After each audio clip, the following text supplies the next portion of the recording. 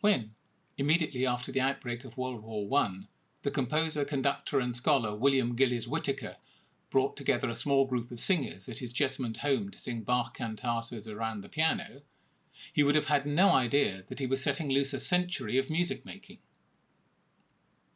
Whittaker studied science at the College of Physical Science and Arts in Newcastle, later Armstrong College of Durham University, from 1892. The same year that he was appointed accompanist of Armstrong College Choral Society under Charles Sanford Terry, who was a major influence on the young musician. After 2 years, he changed to studying music, receiving training in organ and singing before joining the college's teaching staff as instructor of music in 1898. There was no separate music department in those days. Music came under the auspices of education. 10 years later, in 1908, Whittaker took over as conductor of the Newcastle and Gateshead Choral Union, and, along with his conductorship of the Armstrong College Choral Society and Orchestra, he was an experienced choral trainer. He was later to leave Newcastle in 1929 to become first Gardner Professor of Music at the University of Glasgow, as well as Principal of the Royal Scottish Academy of Music. Whittaker's manifesto was, "It is proposed to hold a series of 3 concerts of the music of J.S. Bach. The object is threefold: to raise a contribution to the Lord Mayor's War Relief Fund, to attempt to lessen the hiatus existing in local musical matters, and to afford an opportunity to the musical public of becoming acquainted with some of the illimitable treasures of the master which lie practically unknown. A special choir of 24 has been organised." It was a composer, Edgar Bainton, who persuaded Whittaker to develop his sing-throughs around the piano, with a couple of voices per part, into public performances, and the choir gave its first concert on the 27th of November 1915 in the hall of Newcastle Central High School for Girls. Here is the programme for that very first concert: 3 cantatas, an alto aria, which we now know is not actually by Bach, and the E major violin concerto. There was a small string orchestra, and the wind parts were all played on the piano. Whittaker's vision was to allow the public to hear the works of Bach, especially the cantatas, using vocal resources equivalent to those that he believed Bach had employed. And indeed the programme ends with a note that the cantatas are given for the first time in Newcastle. Under his conductorship, the choir sang around 80 separate Bach cantatas, some of them more than once, and 5 of his motets, along with the major choral works, the 2 Passions, the B minor Mass, and the Christmas Oratorio. So what were these first performances like, and what might we think of them now? We know that, 100 years ago, there were problems of finding appropriate instruments that were not then widely available. For example, the lower-pitched oboes d'amore and da caccia. In some cases, Whittaker had instruments specially built or adapted. He tells us that we borrowed an oboe d'amore from London, but other local wind instruments were higher pitched. William Charles Windram, brother of James Causley Windram, bandmaster of the local army barracks, came to the rescue and rigged it up with elastic, string and all manner of gadgets to make it agree with the system to which he was accustomed, and played an obligato in a manner I have rarely heard surpassed. Difference in performance technique also presented challenges. For the high trumpet parts, Whittaker had to use cornet players from local brass bands. There were also difficulties during wartime, which meant that the first concert had no wind players, just strings and piano, at this stage a grand piano, not a harpsichord. But the Newcastle Bach Choir was not just created to perform music by Bach. From the beginnings, it also specialised in contemporary British music. The final concert in the choir's very first season was in aid of the Lord Mayor's War Relief Fund, and included works by Vaughan Williams and Edgar Bainton. Whittaker became great friends with Gustav Holst. He dedicated his piano quintet Among the Northumbrian Hills to Holst, and the choir performed a number of his works, beginning with The Cloud Messenger in May 1917. Holst was invited to conduct the choir in March 1921, when 2 performances of his Hymn of Jesus opened and closed the concert in King's Hall, by now the choir's regular venue. Holst was bowled over by the standard of the performance, as his letter the following day shows. "I was too overwhelmed by the singing of your Bach choir to thank them properly, so I write to ask you to do so for me. I did not know before that so small a body of voices could produce such a wonderful volume of tone. But this is only one of their many virtues. Even more important is their clearness of diction and beautiful quality. But my greatest delight was in their flexibility, which rivaled that of a first-rate orchestra.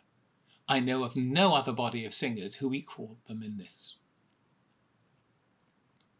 Many of the early reviews, and there were many, unlike today, emphasised the differences between his 24 hand-picked singers and other choral societies. The choir rapidly gained a national reputation. In 1922, they performed cantatas and motets at the London Bach Festival, and 2 years later they gave 2 concerts at St Margaret's, Westminster, that included Bird's Great Service, which had been given its first performance for some 300 years a few months earlier in St Nicholas's Cathedral, and was broadcast by BBC Radio Newcastle the following year. The choir's reputation also spread internationally, with a trip to Germany in 1927, where the famous German conductor Furtwängler said that Whittaker should teach the Germans how to sing. Ralph Vaughan Williams, who became the choir's first president, was another of Whittaker's friends, and was so impressed by their performance of his Mass in G minor in 1923 that he wrote, "Will you convey to your Bach choir my warmest thanks for their splendid performance of my Mass? I know what hard work and perseverance such perfection must have entailed. It was indeed a great experience for me to hear my music so beautifully sung under such ideal conditions." Although many of the choir's performances were clearly outstanding, even in these early days there were periods when audiences were small, and when the choir's finances were in dire straits, both issues which were to affect it in varying degrees for much of the rest of the century. When Whittaker left to take up the chair of music at Glasgow, the conductorship of the Bach choir passed to Sidney Newman. He continued Whittaker's mission by performing works by Bax, Holst and Vaughan Williams alongside music by Bach, although he performed very few cantatas and motets, preferring the Matthew Passion, the B minor Mass and the Christmas Oratorio. He also introduced new composers including Brahms, Handel, Kodály and Pizzetti. After a decade, Newman was replaced by Jack Westrup. A leading musicologist, Westrup too preferred the larger Bach works, performing only 1 cantata. His short period as conductor coincided with the restrictions of a wartime economy. When he left in 1944 to take up the chair of music, first at Birmingham and then Oxford, he was replaced by Chalmers Burns. Burns was a colourful figure, a protégé of Whittaker at Glasgow, and he led the choir for 25 years, instituting various changes, including a significant increase in the size of the choir, combined performances with other choirs, and new repertoire. While the Matthew Passion became almost an annual event, Burns performed many works by Handel, as well as composers including Haydn, Beethoven, Brahms, Copland and Delius. Whittaker had been influenced by the pioneering work of Arnold Dolmetsch on historical performance styles, and during Burns' tenure, concerts frequently involved various other members of the Dolmetsch family. Attempts to involve the newly formed Northern Sinfonia in concerts soon failed, however, due to financial pressures. After Burns' retirement, Dennis Matthews, Newcastle University's first professor of music, was invited to take on the choir. It soon became apparent, however, that although a fine musician and pianist, he was not a natural choral conductor, and so his colleague in the music department, Percy Lovell, took over in 1972. Like a number of his predecessors, his focus was less on Bach cantatas than on other music, and his interest in Italian Baroque music provided new repertory for the choir. Percy Lovell retired from both the university and the choir in 1984, the year in which I took over what was now a choir of around 90 strong. So where is Whittaker's original vision now? Well, like almost all my predecessors, I've tried to continue the mantra of Bach and British, but have also tried to maintain the choir's educational mission. We now normally present a cantata-based programme every other year, alternating with one of the larger Bach works. But we also regularly perform rarely performed works, including first performances in the UK of 18th century works by Zelenka, Aumann and Eberlin, as well as new commissions from composers including Wilfred Josephs, John Joubert and Will Todd. Other key changes have included singing Bach's works in their original German rather than English translations, and the move from modern to period instruments for not only Baroque but also classical works.